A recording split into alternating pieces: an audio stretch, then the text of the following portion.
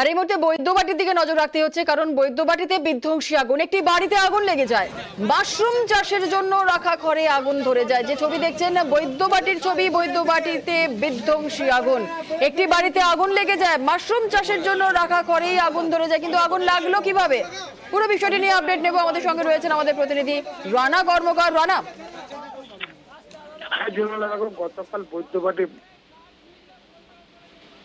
হ্যাঁ রানা, ছাদে, সেখানে একটি বাড়ির ছাদে মাশরুম চাষের জন্য বাঁশ, খড় এবং প্লাস্টিকের ছাউনি দিয়ে সেখানে মাশরুম চাষ হতো।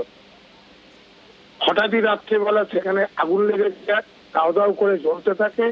আশেপাশে যেহেতু কাছাকাছি সব বাড়ি ছিল, সেই বাড়ি থেকে তারা প্রথমে জল দিয়ে আগুন নেভানোর চেষ্টা করে, কিন্তু তাতেও আগুন যখন আয়ত্তে আনতে পারেনি, তারপর দমকলের একটি ইঞ্জিন এসে 1.5 ঘন্টার চেষ্টা আগুন নিয়ন্ত্রণে নিয়ে আসে। তবে এই আগুনের তো কোনো বাড়ির কোনো ক্ষতি হয়নি, কিন্তু আশেপাশের বাড়ি বেশ কিছু জানলার কাজ মানে ক্ষতি হয়েছে। তবে দমকল সূত্রে যেটা জানা গেছে, কোনোভাবে শর্ট সার্কিট থেকে, কোনো ইলেকট্রিক বৈদ্যুতিকের কোনো শর্ট সার্কিট থেকে আগুন লেগেছে। বেশ বেশ, একেবারেই ধন্যবাদ।